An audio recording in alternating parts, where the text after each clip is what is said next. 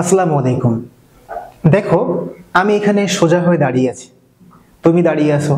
মানে আমাদের শরীরের একটা সুন্দর গঠন আছে। এই গঠনটা তৈরি করে কে? মাংসপেশি? না। তুমি দেখো, আমাদের শরীরে কত কেজি মাংস থাকে? Suppose 20 KG. যদি এই হাড় হাড্ডি বা অস্থিগুলো ঠিক মতো জায়গা মতো না থাকতো, তাহলে দেখো এই মাংসগুলো কিন্তু এক জায়গায় জড়ো হয়ে যেত। জড়ো হয়ে একটা দলার মতো অংশ তৈরি হতো, যেটা আমাদের জন্মের সময় হয়েছে। জন্মের সময় দেখবা মায়ের পেটে একটা বাচ্চা যখন থাকে, তখন সে কি একটা মাংসের দলার মতো থাকে না? একটা মাংসের একটা দলা বা আটার দলার মতো থাকে। তো পরবর্তীতে তার শরীরে হাড় হাড্ডি তৈরি হয়, অস্থি তৈরি হয়, তখন সে আস্তে আস্তে বড় হয়, লম্বা মোটা তাজা হয়। এখন দেখো, আজকে আমরা সেই মানুষের কঙ্কাল বা হিউম্যান স্কেলেটনের প্রত্যেকটি অস্থি নিয়ে কথা বলবো, নাম জানবো প্রত্যেকে। দেখো, আমরা সবাই জানি যে আমাদের শরীরে মোট 206টি হাড় থাকে। কিন্তু আসলে কি আমাদের 206টি হাড় থাকে? না, অ্যাকচুয়ালি আমাদের হাড় আরো বেশি থাকে। প্রায় 306টি হাড় থাকে একটা মানুষের শরীরে। কিন্তু এই হাড়গুলো একসময় ফিউশন হয়ে যায়। দুইটা একসাথে হয়, তিনটা মিলে একটা হয়, চারটা মিলে একটা হয়। এরকম ফিউজড হতে হতে হতে হতে দেখা যায় একটা মানুষের বয়স যখন 25 বছর হয়, তখন তার শরীরে ওই হাড় ফিউজড হতে হতে 206টা হাড়ে কনভার্ট হয়। অনেক অনেক মানুষের তো দেখা যায় 60 বছর বয়সে গেলেও তার সম্পূর্ণ হাড় ফিউশন হয় না। তো আমাদের শরীরে দেখা যায় এভারেজ ওই হাড় কমতে কমতে 206টা এসে দাঁড়ায়। তো দেখো, আজকে আমরা সেই 206টা হাড়ের নাম একটু শিখি। ফার্স্ট হচ্ছে, দেখো, আমাদের অস্থিকে আমরা দুই ভাগে ভাগ করতে পারি। একটাকে বলা হয় অক্ষীয় কঙ্কাল, আর একটা হচ্ছে উপাঙ্গীয় কঙ্কাল। অক্ষ মানে কি? অক্ষ মানে হচ্ছে লম্বালম্বি। দেখো তো এখানে লম্বালম্বি কে কে আছে?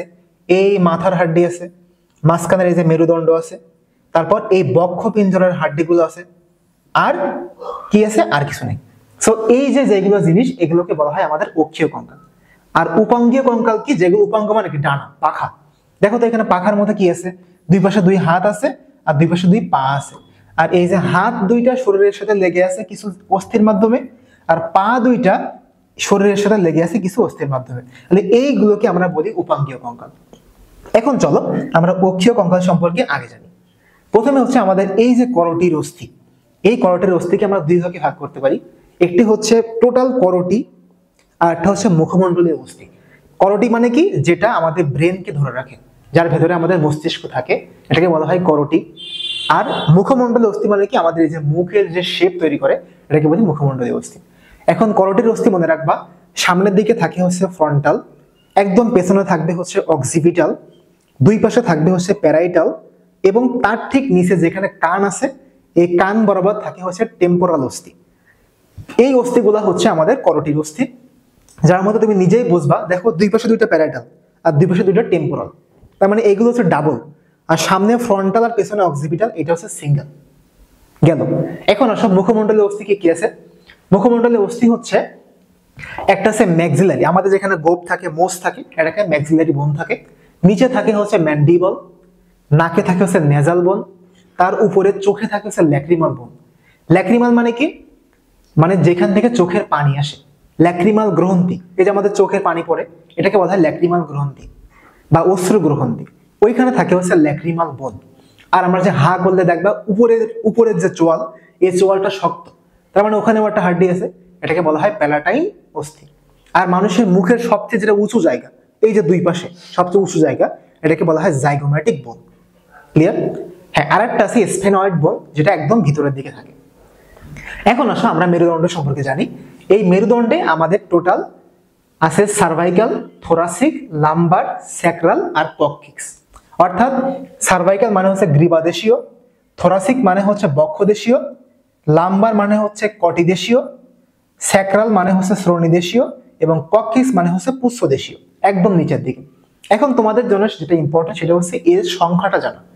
তোমার মনে রাখবা যে সার্ভাইক, এভাবে মনে রাখবা যে 7, 12, 5, 5, 4, এবার ভাগ করে দাও। যে 7টা হচ্ছে সার্ভাইকাল, 7টা, থোরাসিক 12টা, লাম্বার 5টা, স্যাক্রাল 5টা, আর কক্সিক্স 4টা। তবে মজার বিষয় হচ্ছে, আমি তোমাদেরকে বলছিলাম না যে এক সময় এই অস্থিগুলো ফিউশন হয়ে সংখ্যায় কমে যায়। তো ঠিক এখানেও এই কাজটাই ঘটে। এই যে কক্সিক্সের 4টা অস্থি এক সময় ফিউজড হয়ে যায়, এটা একটা অস্থিতে পরিণত হয়, একটা হয়ে যায়, 4টা মিলে একটা হয়। তো আমাদের শরীরের অনেক জায়গায় এরকম অনেকগুলো অস্থি ফিউশন হয়ে একটা দুইটা অস্থিতে পরিণত হয়। এখন আসো আমরা বক্ষপিঞ্জরের অস্থিগুলোকে দেখি। এই বক্ষপিঞ্জরে দেখো যে অনেকগুলো অস্থি আছে, এদেরকে আমরা বলি পরশুকা, ইংরেজিতে বলা হয় রিবস। এই রিবস মানে কি, তারা বুকের খাঁচা তৈরি করে। দেখো আমাদের বুকের ভেতরে দুইটা ইম্পর্টেন্ট অঙ্গ থাকে, একটা হচ্ছে হার্ট, একটা হচ্ছে লাংস। এদেরকে সাপোর্ট দেওয়ার জন্য এখানে আমাদের বড় কি একটা খাঁচা থাকে, এটাকে বলি আমরা বক্ষপিঞ্জর। এখানে মোট 12 জোড়া রিবস থাকে, মানে এই পাশে 12টা এবং এই পাশে 12টা, টোটাল 24টা রিবস বা পরশুকা দিয়ে আমাদের এই বক্ষপিঞ্জর তৈরি হয়। এবং তার মাঝখানে সবাইকে ধরে রাখার জন্য থাকে একটি স্টার্নাম। তারপর আসো আমাদের উপাঙ্গীয় কঙ্কাল। উপাঙ্গীয় কঙ্কালের ভেতরে দেখো এটা হচ্ছে আমাদের হাত। সো হাতের এই হাড়কে আমরা বলি হিউমেরাস। তাহলে এটা হিউমেরাস, এটা হিউমেরাস। এবং এখানে আছে দুইটা, একটাকে বলা হয় রেডিয়াস, একটাকে বলা হয় আলনা। মনে রাখবা, আলনা আমরা ঘরের ভিতরে রাখি না, আলনা এই যে জামা কাপড় টাঙায় ঘরের ভিতরে থাকে। সো এইখান থেকে মনে রাখবা যে আলনা হচ্ছে আমাদের সাইডে থাকে। দেখো মানুষ এই আলনা হচ্ছে তার ভিতরে, এই যে, আর বাইরেরটা হচ্ছে রেডিয়াস। সো এটা হচ্ছে আমাদের আলনা, এটা হচ্ছে আমাদের রেডিয়াস। তারপর আসো এই হাতের ভিতরে। এই হাতের ভিতরে অনেকগুলো অস্থি থাকে, যেমন কিছু থাকে কার্পাল অস্থি, কিছু মেটাকার্পাল, কিছু ফ্যালাঞ্জেস। কার্পালকে আবার আমরা নামে ডাকতে পারি, যেমন স্কাফয়েড, লুনেট, ট্রাইকুয়েট্রাল, পিসিফর্ম, হ্যাঁ, ট্রাপিজিয়াম, ট্রাপিজয়েড, ক্যাপিটেট, হ্যামেট, এমন মোট 8টা। তারপরে মেটাকার্পাল থাকে, তারপর ফ্যালাঞ্জেস থাকে, হ্যাঁ, বা আমাদের এই যে আঙ্গুলের অস্থি থাকে। তারপর আসো নিচের দিকে, নিচে হচ্ছে দেখো এইটা হচ্ছে আমাদের পা। তো পায়ের এইটা হচ্ছে কি বলা হয় ফিমার। এবার মনে রাখবা এই ফিমার হচ্ছে আমাদের শরীরের সবচেয়ে বড় হাড়। এই যে যেটা আমাদের এই কোমর থেকে শুরু করে একদম হাঁটু পর্যন্ত থাকে, কত বড় একটা হাড়, এটা হচ্ছে আমাদের ফিমার। তাহলে আমরা জেনে নিই আমাদের শরীরের সবচেয়ে ছোট হাড় কোনটা। ছোট হাড় হচ্ছে আমাদের কানের ভিতরে থাকে, যে হাড় হচ্ছে ভাইব্রেশন করে। এই যে আমরা কথা বলি, ভাইব্রেশন হয়, কানের ভিতরে শোনা যায়। তো এখানে 3টা হাড় থাকে, একটাকে বলা হয় ইনকাস, স্টেপিস আর ম্যালিয়াস। এর মধ্যে যে স্টেপিস যে বোনটা, এটা আমাদের শরীরের সবচেয়ে ছোট একটা হাড্ডি। তারপর আসো ফিমার গেল, এখানে আছে আমাদের টিবিয়া আর ফিবুলা। এখানে ঠিক তুমি আগের মতো ভাবে মনে রাখো যে টিবি টেলিভিশন আমরা ঘরের ভিতরে রাখি। সো দেখো এই ভিতরের অংশটার নাম হচ্ছে টিবিয়া, আর বাইরেরটা হচ্ছে ফিবুলা। তারপরে পায়ের ক্ষেত্রেও আমরা হচ্ছে পাবো অনেকগুলো বোনস, তাদেরকে বলা হয় টার্সাল, মেটাটার্সাল আর ফ্যালাঞ্জেস। আগে যেমন হাতে বলছিলাম কার্পাল, মেটাকার্পাল, ফ্যালাঞ্জেস, এখানে হচ্ছে টার্সাল, মেটাটার্সাল, ফ্যালাঞ্জেস, শেষ। এখন আসলে এই যে দুইটা পা লেগে থাকে যার মাধ্যমে, তাকে বলা হয় পেলভিক গার্ডেল। এখানে 3টা অস্থি থাকে, ইলিয়াম, ইসিয়াম আর পিউবিস। এই ইলিয়াম, ইসিয়াম, পিউবিস এক পাশে 3টা মিলে তৈরি হয় একটা শ্রোণী অস্থিচক্র, অপর পাশে আরেকটা শ্রোণী অস্থিচক্র। 2টা মিলে আমাদের টোটাল এই পেলভিক গার্ডেলটি তৈরি করে। এবং এইভাবেই কিন্তু আমাদের শরীরের 206টি অস্থি শেষ হয়। তো আজকে আমরা 206টি অস্থি সম্পর্কে জানলাম আর নাম জানলাম। আজকে এ পর্যন্তই। Thank you so much.